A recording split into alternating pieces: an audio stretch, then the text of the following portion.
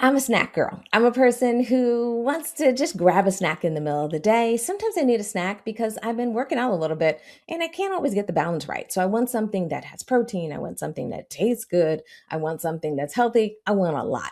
And what's amazing about this brand that we're going to be talking about today, it delivers. It's called NOSHY and it can be shipped to your door or picked up in many local markets. So if you want to hear about the brains behind the brand, you want to talk about how someone in a year has not only created this huge distribution network, but has brought a product to us as vegans, anyone out here who's vegan curious, or anyone who just wants a good, healthy snack.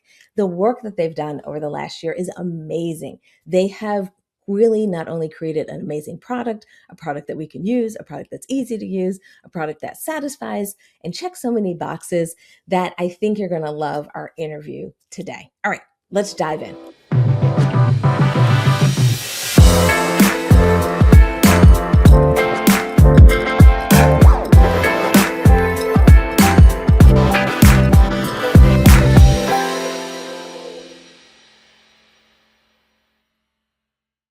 Hello, everyone, and welcome back to our podcast. I love doing these interviews because I get an opportunity to interview people who have a dream, who have an idea, or get inspired at times. And the most ironic thing about it is that us as like vegan consumers, we're the ones that like consume these products, eat these products. But I think it's so much fun when we get to find and talk to the founders, when we talk to the people who inspired the products that we all know and love and tell everyone about and share on social media. So I think you're going to love today's interview because it's an opportunity to kind of understand how the business was built, bite by bite, I'm going to say. We're going to be talking today with Lindsay, and we're going to be talking about NOSHY. I had to be corrected to make sure I get that I say it right. So if you were like me and you're saying it wrong, hopefully by the end of this interview, you will not only be saying it right, but you'll be singing the praises and telling everyone about the product. So before I dive in with all of my questions, first, I just want to say, Lindsay, welcome. Thank you, Stephanie. Thank you for having me. Absolutely. And while I know we have so much to unpack about the story, the brand, how you got started, why you did it, I mean, we could just probably be here for a long time talking. I want to give people maybe a little bit of the background story. Like, what inspired you to create this product? What inspired you to go on this journey? And I know a little bit of the story, so I won't give it away. But, if you could just give everyone a little bit of insight into what happened that was kind of the catalyst that helped create this amazing product that you brought to market. Yes, thank you. So it's important for me to focus on plant-based, clean ingredients from the beginning. Ever since I was a teenager, I've had a background in health and fitness. I've played sports and I was a certified personal trainer, and I continue to hold a certification in nutrition, which focuses on providing guidance for wellness and general nutrition and lifestyle improvements. And so by teaching group classes and training one-on-one, helping others like myself train for races like the Ragnar Relay or the Spartan Trifecta, I really wanted to have an impact, not just for myself, but for others. It really makes me feel good knowing that I can help others with the gift that I have of being able to make something very quickly that's healthy and fun.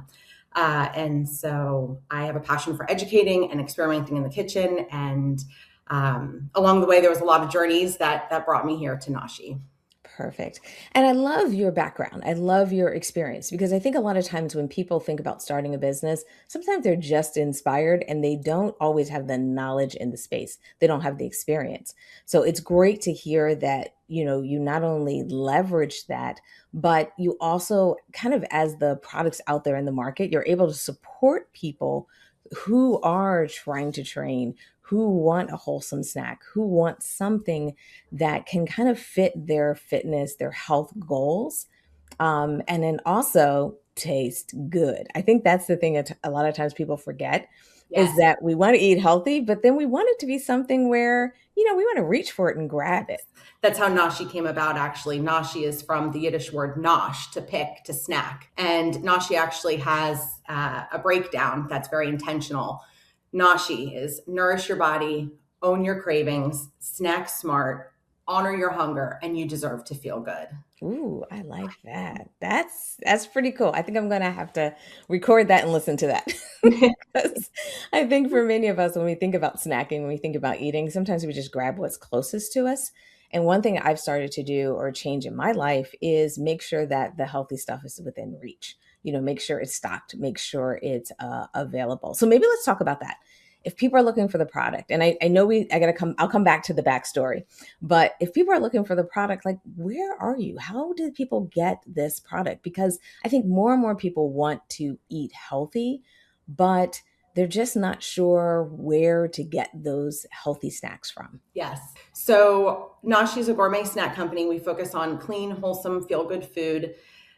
We've been around for just under a year, and in such a short time, we've accomplished so much. So not only once, but twice did I create a website and add the e-commerce, because the first go around wasn't as user friendly. So I am on my own platform at eatnoshy.com, EATNOSHY, and also on a few other e-commerce platforms, which we can get into as well, along with some grocery stores from Key West all the way through Clearwater. So I'm very happy to have those relationships and partnerships in such a short amount of time.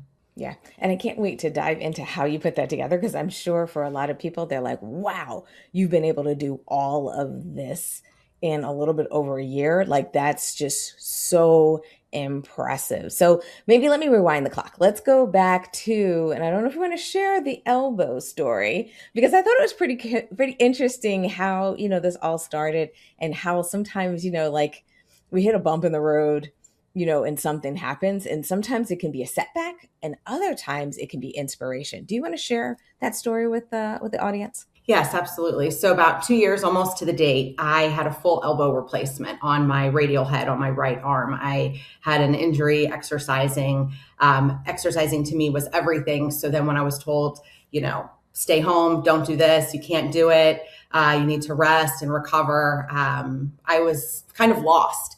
And so I know healing your body, you need wholesome food, wholesome ingredients, and you need to pair it all together with a healthy fat, a healthy protein, healthy fiber to keep your blood sugar steady. So, and without having an exercise routine, I wanted to continue to maintain my day to day.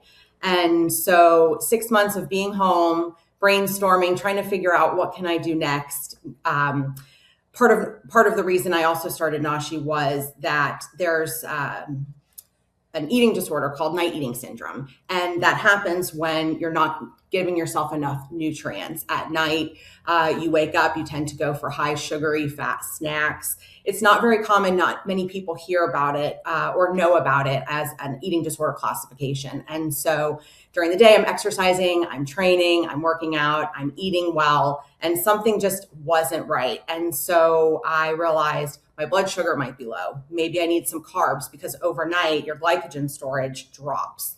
And so I started experimenting and coming up with all of these different varieties. My husband said, okay, how many are we going to have? Right now we're at 4, but I have a list of like 31 flavors.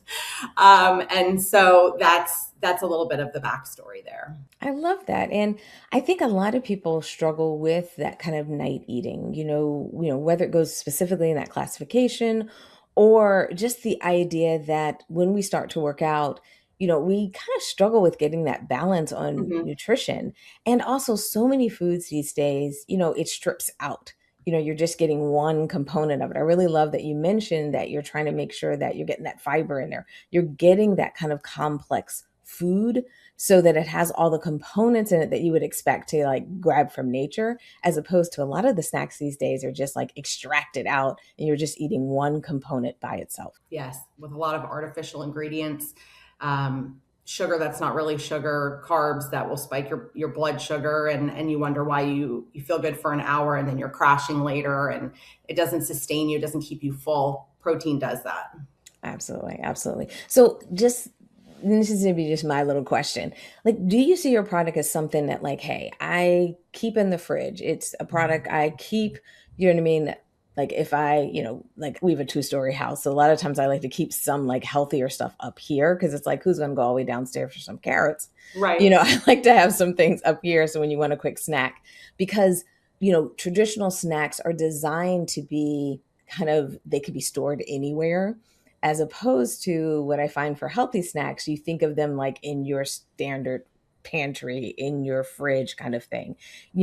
Have you kind of helped people understand that this is a snack that you want to put in your lunch when you're going to work? This is a snack that you want to keep, maybe upstairs or close to the bedroom. So if you are hungry, you can grab it. Like, what do you think is the best practice for people when they're trying to kind of turn over that healthy leaf? I think it's very easy. Our packages are able to be opened and resealed. They're shelf stable. They can also go into the refrigerator or the freezer because they have natural healthy fats in them. We use sunflower butter in almost all of our protein poppers, and then one of our line has peanut butter.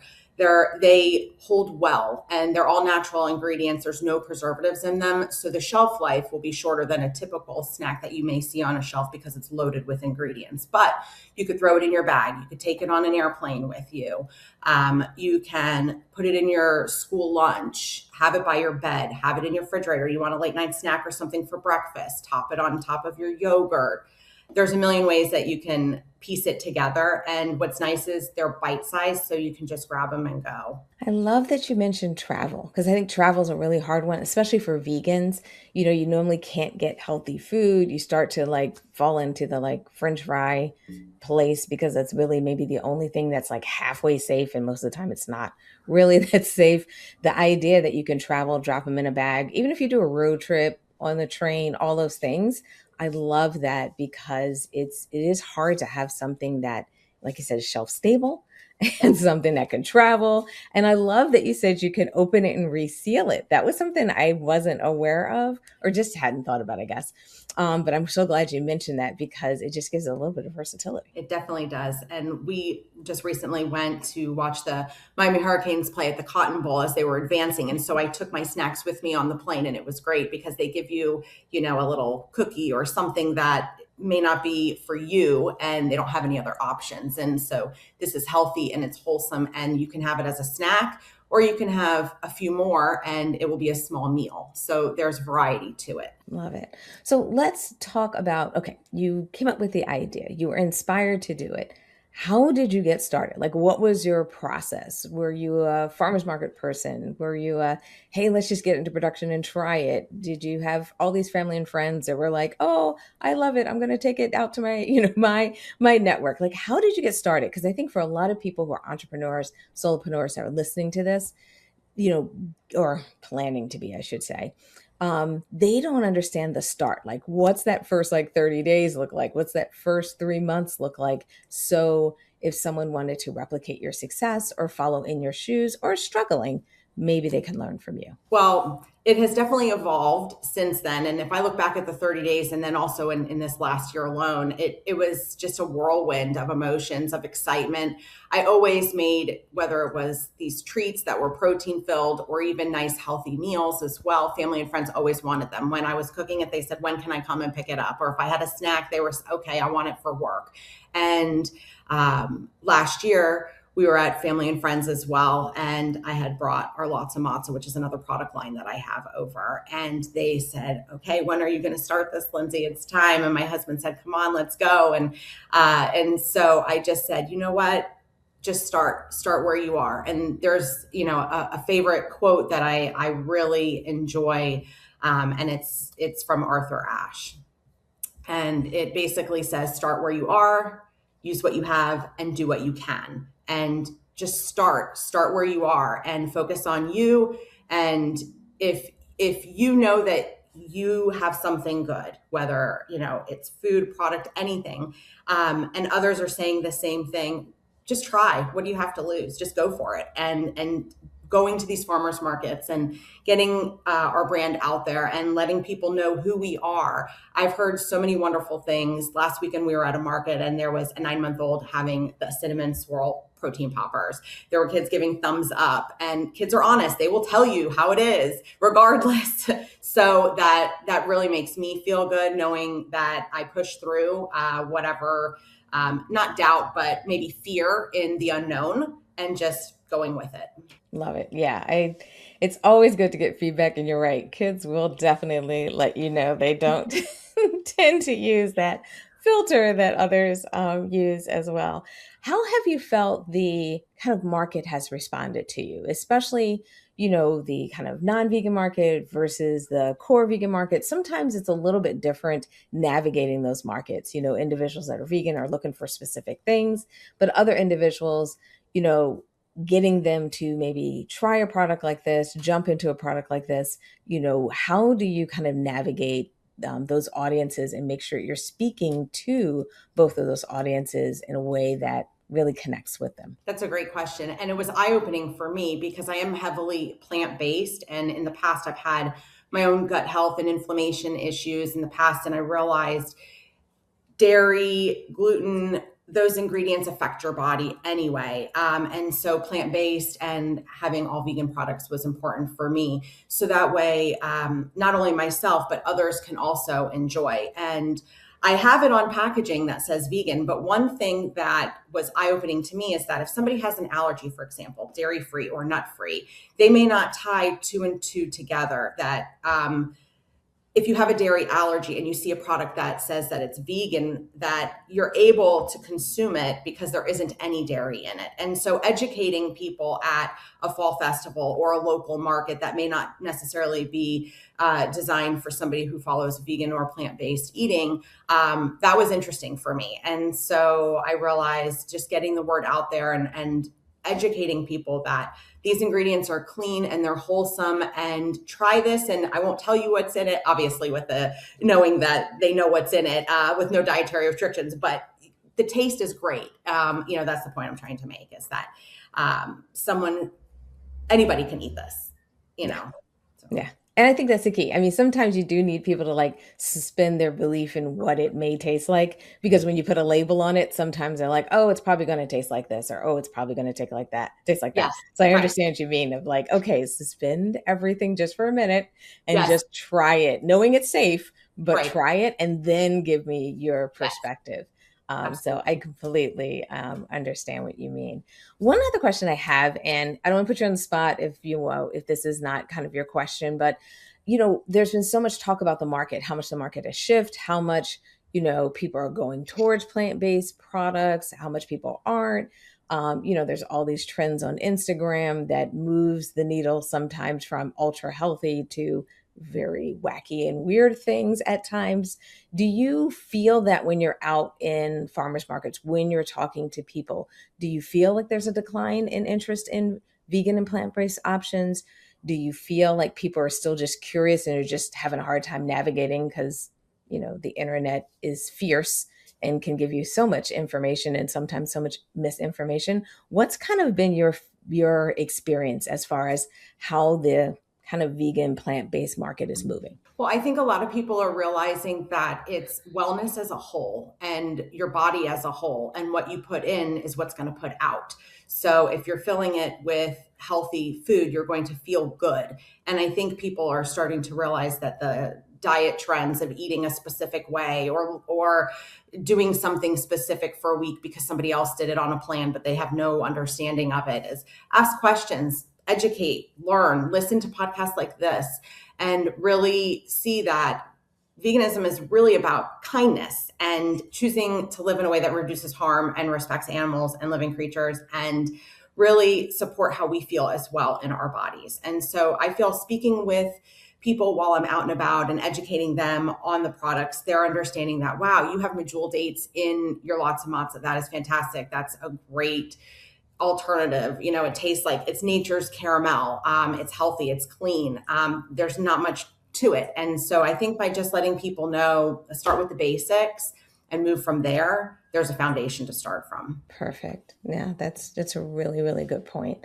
One other question I have, they always just pop in my head about, running a business, especially what you're doing, where you're doing a lot of events. You're going to, when you're going out to farmers markets, it can keep you on the road. It can keep you moving, moving, moving. And I think when we all start our businesses, we dream of the success, but what it takes to be successful sometimes can be a lot.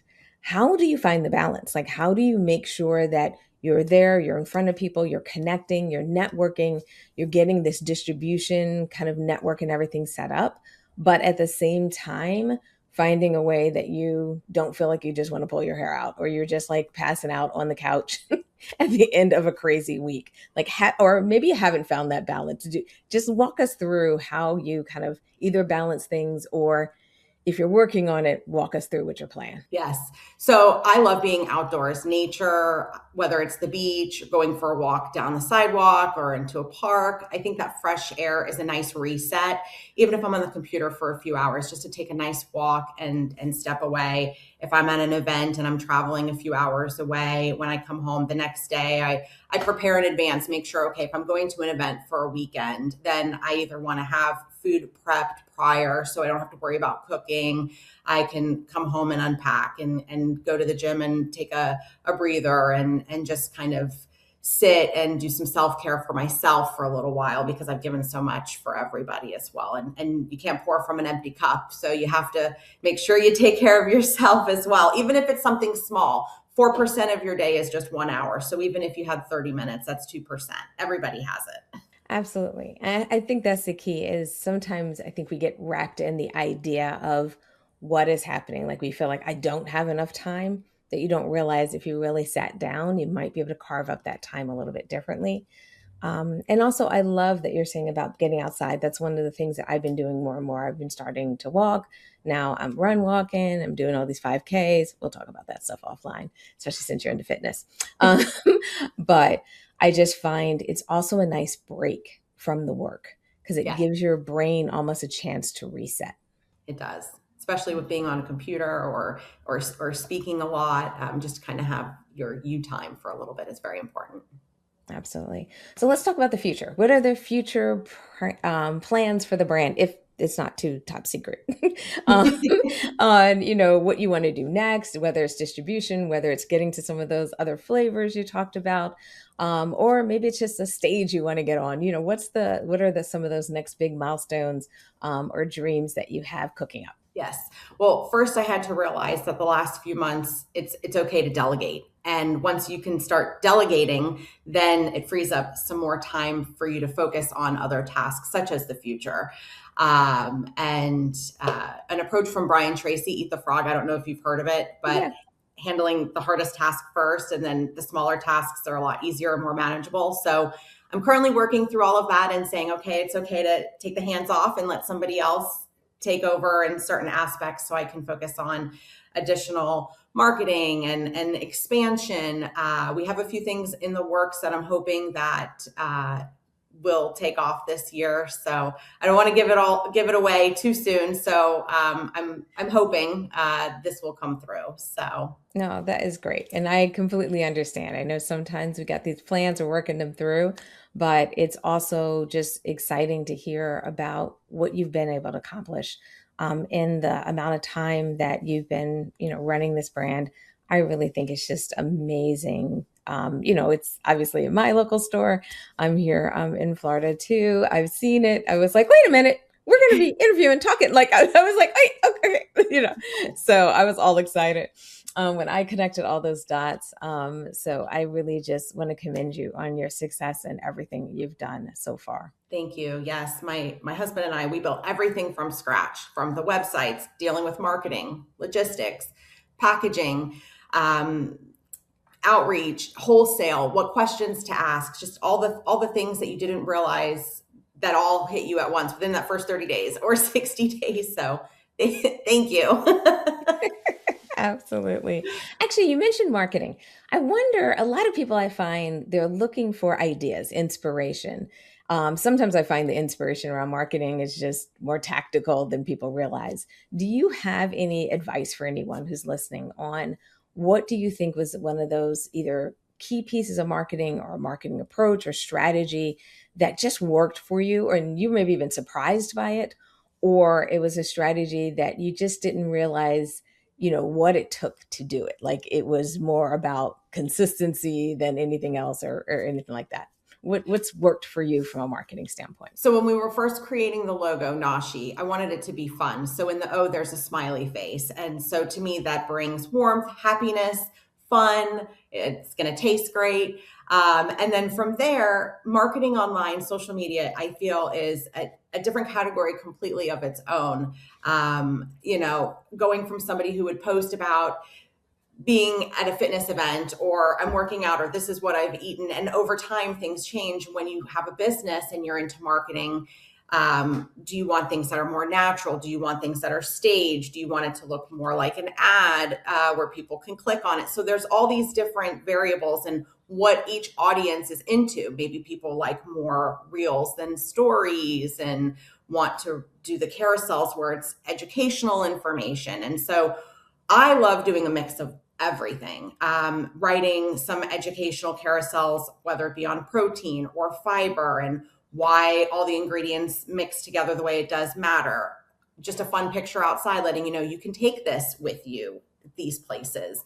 And then in advertisement for where we're located in different grocery stores or areas online, they all have a different audience. And so learning to navigate where and when to post it is just kind of going through the process. I'm not working with anybody. It's just me doing it myself and trying to just figure out what's really working.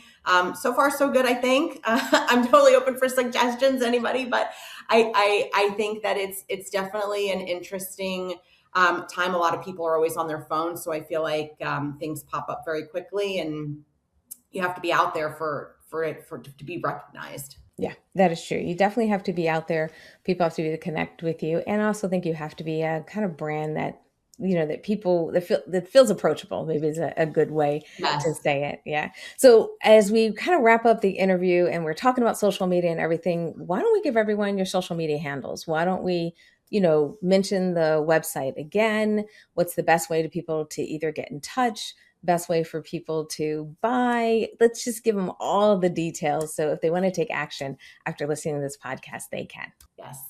So you can find us on our website at eatnoshy.com, EATNOSHY.com. We're also on Instagram and Facebook, Eat Noshi. And then we're also on Vegan America. We're on Amazon. We're in Nature's Food Patch in Clearwater. And Dunedin, I hope I'm saying this correctly, and also in Vegan Corner in Wynwood, Date and Time in Key West. We are right on the beach in Pompano, right by the pier, and at the Atlantic Food Mart. And I'm just so happy to be able to be in all of these locations where there is readily available food. Pop in, get some nosh, have some noshi. That's where you can find us. So I want to tell you before we get off that we have our Latza Matzah, which consists of our matzah in gluten-free or regular, which was our first product created with Noshi. And it has medjool dates, which taste like caramel, dairy-free chocolate, of course, peanut butter, and the matzah. And you can have it in the morning, in the afternoon, in the evening. It definitely supports the menstrual cycle. It has magnesium and fiber, so it's steady for blood sugar. We also have our protein poppers. Currently, we have 4 products. Our Key West key lime is our #1 seller. It literally tastes like a key lime pie. We also have our cinnamon swirl, which tastes just like a cinnamon toast, but soft, sweet, and indulgent. We have our Nutty Nosh, which is the only one that has peanut butter. Classic flavor, also with chia seeds. And then our Mocha Madness that has a nice blend of espresso and cocoa together. So those are our 4 flavors, and feel free to try us out. Perfect. I really enjoy, talking to you today. It was really good to kind of get to know you, especially since we're Florida neighbors.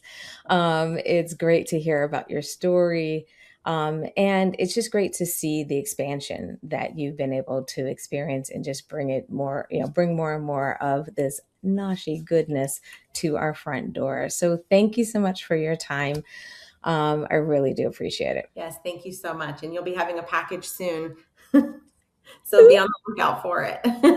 So exciting. I can't wait. And then I will share it with everybody on social media when it arrives. Thank you so much. I so You're appreciate welcome. that. Thank Well, you. everyone who listened to us today, watched this episode today, thank you for joining us. We always appreciate your support. We always appreciate you showing up for us, but we also ask you to show up for our guest as well. I think it's so important that we support our vegan brands. Think it's so important that we support each other. So go out there. If you haven't tried it, if it's not in your market, make sure you order it online, get it shipped to you, and take it on your next trip, take it to your next event, or share it with a friend, because I do think it's important that we get these brands out, because not only are these brands, yes, loved by us as vegans, we want to get them out to the world, because I think it just helps our overall message get out there. So thank you, everyone. And thank you, Lindsay, for your time today. Thank you. Bye, everyone.